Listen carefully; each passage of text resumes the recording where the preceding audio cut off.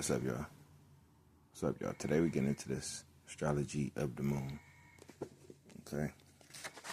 And this book is by this lady right here. Okay. Her name is Amy Herring. All right.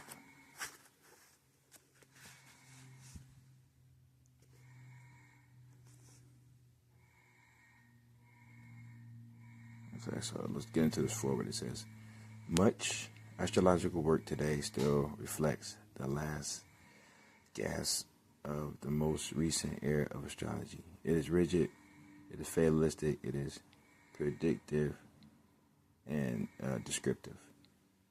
Imaging the astrology of the moon belongs on tomorrow's bookshelf, not yesterday's. Okay. As you have the pleasure of reading through the pages ahead, I encourage you to notice how invariably all her interpretations pivot on consciousness and choice. Appreciate, along with me, how heftily she weaves an ultimately encouraging and positive view of life into an honest appraisal of life's darkness. Okay, Amy Herring has invited the ancient moon into the quantum magics of astrology's third age.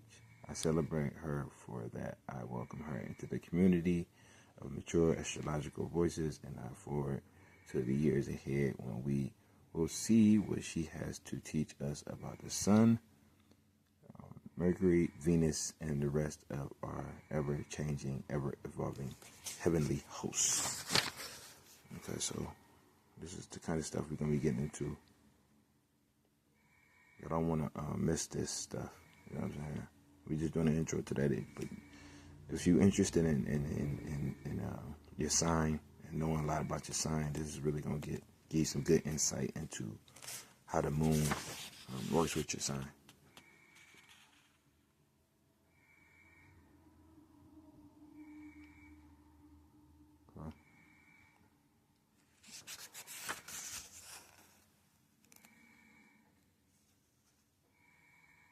This is definitely a gem. Definitely a gem. Okay, so let's get right into it. Okay, this says, the introduction. Free will and conscious choice. Freedom within destiny. Astrology is the science of potential trends and likelihoods, not fact. See? Not fact. Most astrologers will tell you that it's easy to see how an event that has already happened is reflected in where the planets were at the time it happened. Kind of like your astrology chart. I don't know if you guys have got an astrology chart. If not, go get yourself an astrology chart, man. Of where the planets were at when you were born, stuff like that. I would definitely suggest you go online, find where you can get an astrology chart, okay? Versus trying to predict the events ahead of time. This is because there are several potential events that could happen as a result of the same energy. Carl Jung said, when an inner situation is not made consciously, it appears outside as fate. It is our choices. It is our choices and our level of consciousness that determines whether we're going to find ourselves playing out the negative stereotypes and maximizing the use of our planetary energies. This book is written with the perspective in mind that our choices, not the stars, direct our lives. Okay, the sky, like a mirror, reflects our internal and external state, but does not cause that state to exist. The planets do not compel us, but can draw our attention to the true sources of our own internal compulsions. Okay. Heraclitus, a Greek philosopher, said, Rio Damien, which means character and fate. The word Damien is tricky because the equivalent word does not exactly exist in English. So often, the word fate is inserted as the closest translation. The meaning of the phrase character is fate or character is destiny can be eternally debated.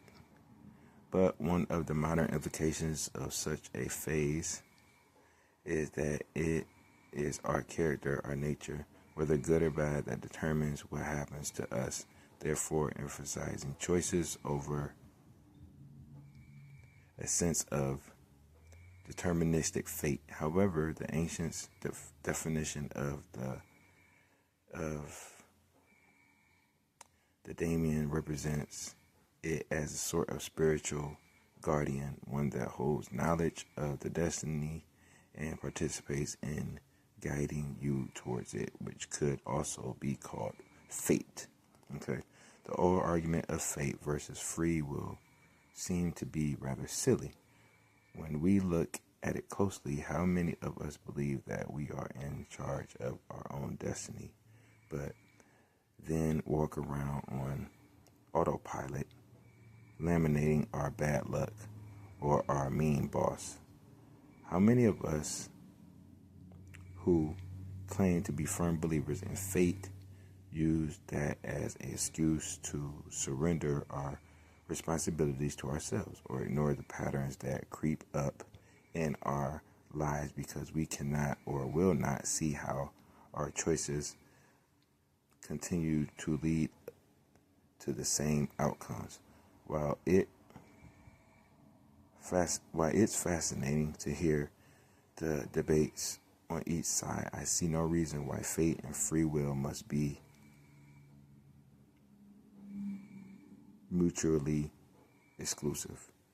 Do I think that we are beings capable of taking a certain amount of responsibility for our own characters and destinies and therefore directing our own lives? I do.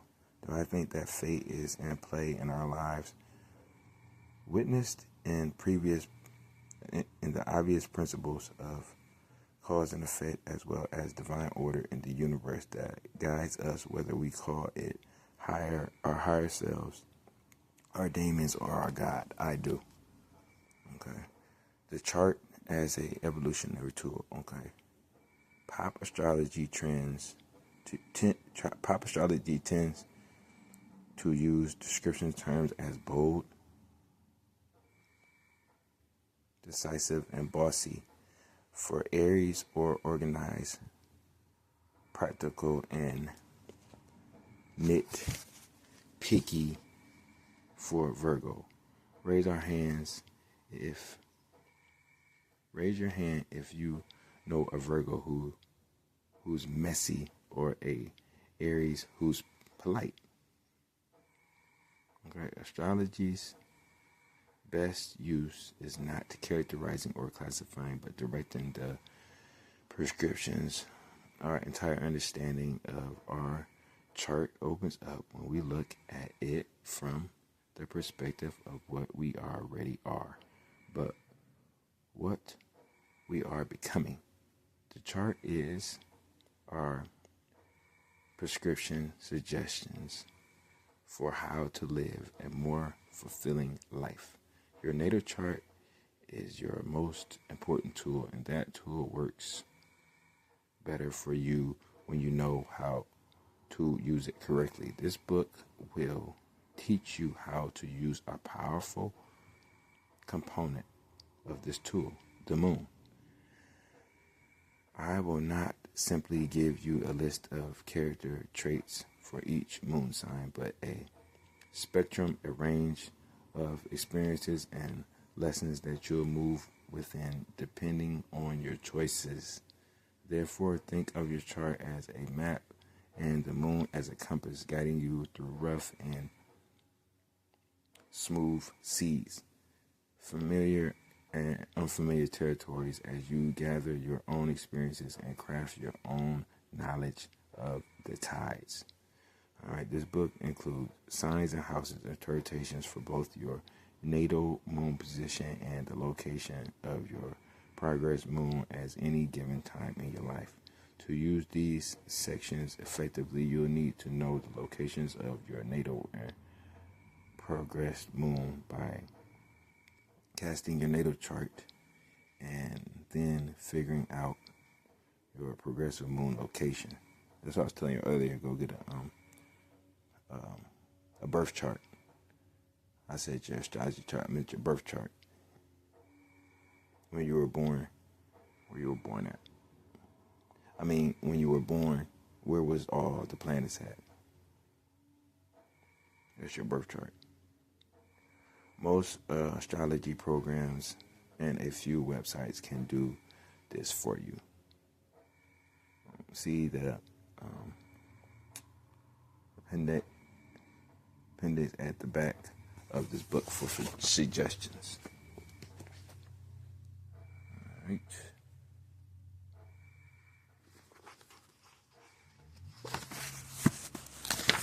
So that's the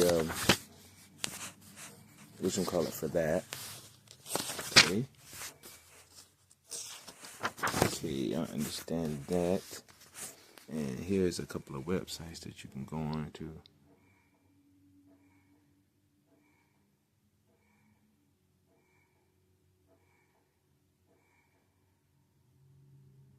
Check that out.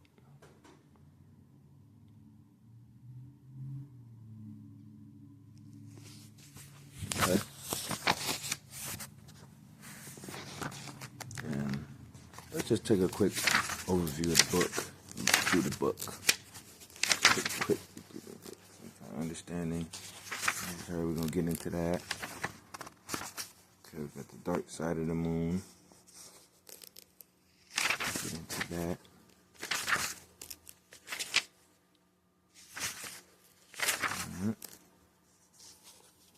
The natal moon of the Gemini. Okay, the moon of the Taurus. Okay, get the Aries.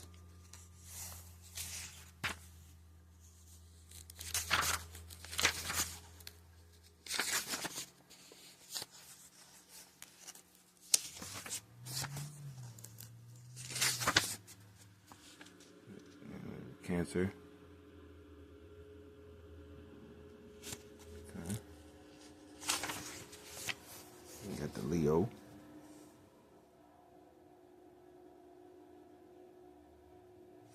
Okay.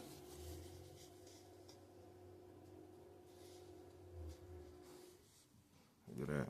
If you have a love of drama, it's because the feeling of being swept up and absorbed in the experience lifts your heart.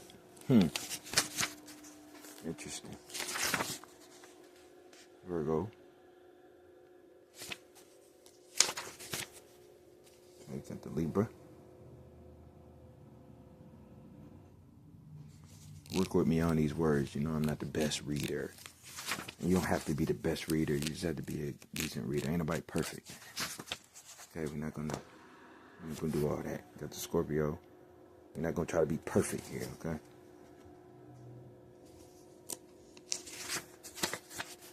Sorry. Got Sagittarius. That's me. Okay. Get the Capricorn.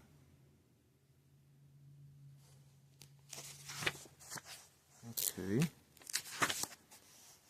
the Aquarius. Y'all a little something. Don't worry, we're gonna get into all that. I'm gonna get into all of this, okay? In future videos. Okay, we got the Pisces. All right.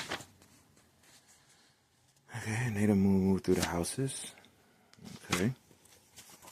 Let's see what else we got here. 7th house, 8th house. Okay. I think this lady should have more pictures in here, to tell you the truth, though. You know what I'm saying? Because I don't see many pictures in here. It's just going to be a lot of reading. Okay, it's going to be a lot of reading here. You don't got much pictures in here, as y'all can see. So that's just an overview of that, man.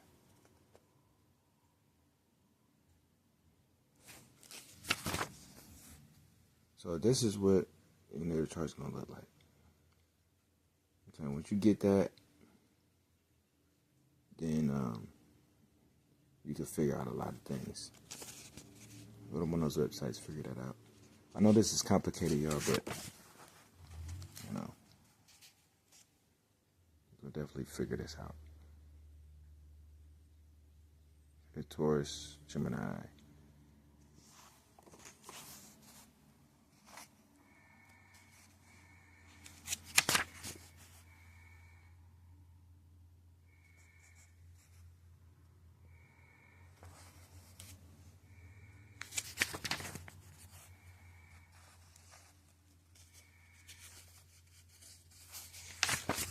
All right.